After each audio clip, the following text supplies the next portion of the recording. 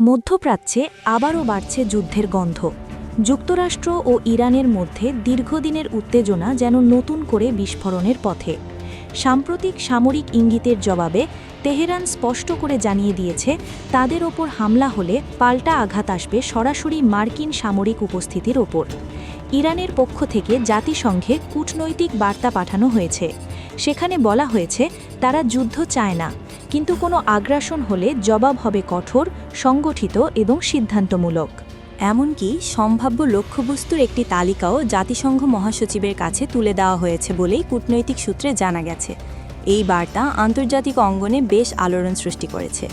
তেহরানের বক্তব্য অনুযায়ী অঞ্চলে থাকা মার্কিন ঘাঁটি, সামরিক অবকাঠামো, বিমান ঘাঁটি এবং লজিস্টিক কেন্দ্রগুলো ঝুঁকির মধ্যে পড়তে পারে যদি সরাসরি হামলার পরিস্থিতি তৈরি হয়। উপসাগরীয় অঞ্চল ইরাক ও সিরিয়ায় যুক্তরাষ্ট্রের দীর্ঘদিনের সামরিক উপস্থিতি রয়েছে। বিশ্লেষকদের মতে এসব স্থাপনার অনেকগুলোই ইরানের ক্ষেপণাস্ত্র ও ড্রোন সক্ষমতার আওতায় রয়েছে। গত এক দশকে ইরান তাদের সামরিক প্রযুক্তিতে বড় ধরনের উন্নয়ন ঘটিয়েছে।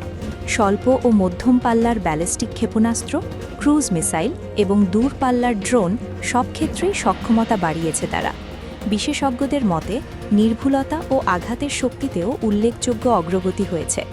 অন্যদিকে ইরানের পররাষ্ট্রমন্ত্রী স্পষ্ট করে বলেছেন, তেহরান এখনও কূটনৈতিক সমাধানের পথ খোলা রাখতে চায়, তবে সামরিক চাপ সৃষ্টি করে কোনো নতুন চুক্তিতে বাধ্য করার চেষ্টা হলে পরিস্থিতি ভিন্ন দিকে মোড় নিতে পারে।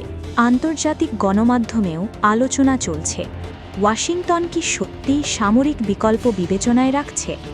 শুধু যুক্তরাষ্ট্র নয়, ইসরায়েলের দিক থেকেও কড়া বার্তা এসেছে। একই সময় রাশিয়া সতর্ক করে বলেছে, সরাসরি সংঘর্ষ হলে তা হবে আগুন নিয়ে খেলা। কারণ এমন পরিস্থিতি শুধু দুই দেশের মধ্যে সীমাবদ্ধ থাকবে না, বরং গোটা মধ্যপ্রাচ্যকে অস্থির করে তুলতে পারে। সব মিলিয়ে প্রশ্ন একটাই, সংঘাত কি বাস্তবে রূপ নেবে, নাকি শেষ পর্যন্ত আলোচনার টেবিলেই মিলবে সমাধান? বিশ্বজুড়ে কূটনৈতিক মহল এখন তাকিয়ে আছে পরবর্তী পদক্ষেপের দিকে।